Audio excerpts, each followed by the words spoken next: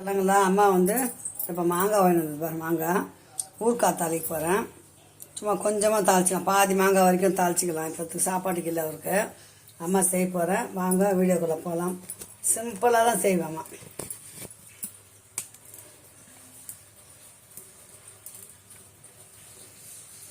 இப்போ அம்மா ஊறுகாய் தாளிக்க போகிறேன் பாருங்கள்.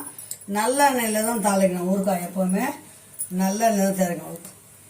பாதி மாங்காய் தான் திருவி இருக்கிறேன். கொஞ்சமாக எண்ணெய் ஊற்றிக்கலாம். ஏன்னா எண்ணெய் பத்தில் நம்ம காசி கூட ஊற்றிக்கலாம். அதுக்கப்புறமா இந்த பாருங்க, பாதி மாங்காய் தான் திருவி இருக்கிறேன். பாதி மாங்காய் இருக்குது, திருமந்தி தவுது பாருங்க. அவ்வளோதான். இப்போ சட்டுன்னு ஒரு ஊறுகாய் தாளிக்கு போகிறோம். எவ்வளோ சீக்கிரம் செய்கிறோன்றதை பாருங்கள். கடுகை போட்டுக்கோங்க. கடுகு நல்லா பொறிட்டோம். இப்போ இந்த இதில் கொஞ்சம் பொடி இருக்குது, ஏற்கனவே பண்ணி வச்சது தான்.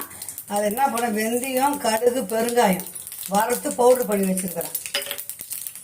ஒரே ஒரு ரெண்டு பல்லு பூண்டும் ஒரு கருவேப்பிலையும், அவ்வளோதான்.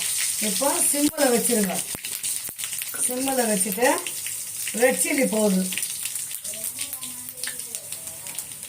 கொஞ்சம் தான் இருக்குது வீட்டில், அது வரைக்கும் அம்மா போட்டுக்கிறேன். ரெட் சில்லி போட்டாச்சு, சிம்மில் வச்சாச்சு. ஒரு அரை ஸ்பூன் சால்ட் உப்பு,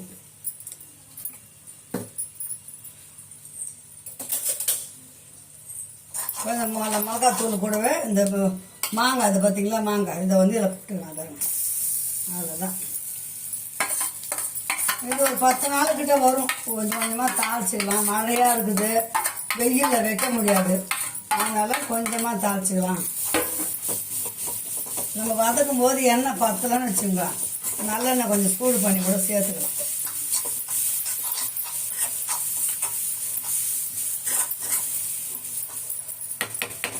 இந்த பொடியை போட்டுக்கலாம் மேலே கொண்டு.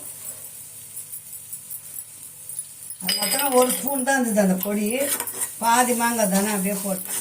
நான் ஏற்கனவே அந்த பொடி செஞ்சு வச்சது காலி ஆயிடுச்சு. தக்காளி ஊறுக்காய், மாங்காய் ஊறுக்காய் அப்பப்போ தேவைப்பட்ட போது செஞ்சுக்குவேன். இது ஒரு 10 நாளுக்கு வரும் இந்த ஊறுகாய்.